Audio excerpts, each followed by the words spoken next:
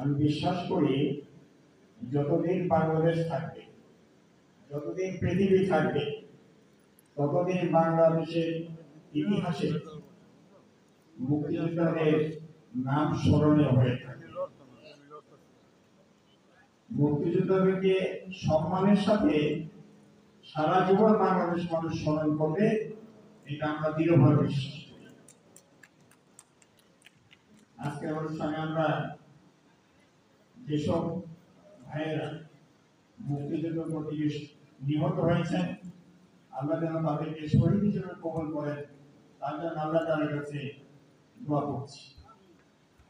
যারা ক্ষতিগ্রস্ত হয়েছেন, আল্লাহ তাআলা তাদের ক্ষতিগুলিকে পুষিয়ে দেবেন, আমরা আল্লাহ তাআলার কাছে তৌফিক কামনা করছি।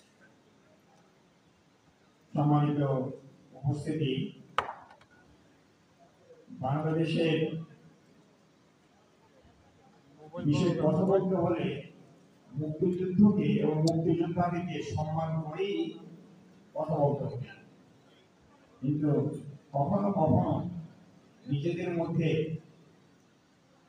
বিভেদ সৃষ্টি হয় এমন কোনো কথা কারোই বলা উচিত। আমরা মুক্তিযুদ্ধ করেছি বাংলাদেশকে শান্তি বাংলাদেশ করার জন্য, সুখের বাংলাদেশ, নিরাপদ বাংলাদেশ করার জন্য, একটা বাসযোগ্য বাংলাদেশ করার জন্য। কিন্তু পিছনে কয়েকটি বছর যারা এই দেশের দায়িত্ব পালন করছিলেন, তারা জাতিকে বিভিন্নভাবে বিভক্ত করে দেশে উন্নয়নের চাইতে দেশে লুটপাট, সন্ত্রাস, চাঁদাবাজি, দখলবাজিতে দেশটাকে এক ধ্বংসের প্রাণ প্রান্তে দাঁড়িয়েছিল। এমনি এক সময়ে 5ই আগস্টের সূচনা হয়। ছাত্র জনতার আন্দোলনের মুখে যে স্বৈরাচারী ফ্যাসিস্ট সরকার পালিয়ে যেতে বাধ্য হয়। দেশের মানুষ এরপরে নিরাপদ বাংলাদেশ করার জন্য, সুন্দর বাংলাদেশ করার জন্য অক্লান্ত পরিশ্রম করে যাচ্ছে।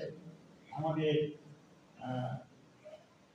বর্তমান যে সরকার, তারা সহ আমাদের সকল জেলা, সকল স্তরের প্রশাসন দেশের শান্তি ফিরিয়ে আনার জন্য চেষ্টা করছে।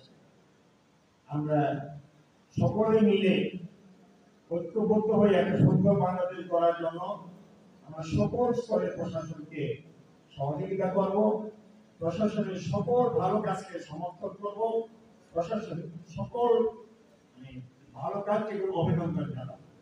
আমি আমাদের মুক্তিযোদ্ধা ভাই বোনদেরকে আবার আমার শুভেচ্ছা এবং অভিনন্দন জানিয়ে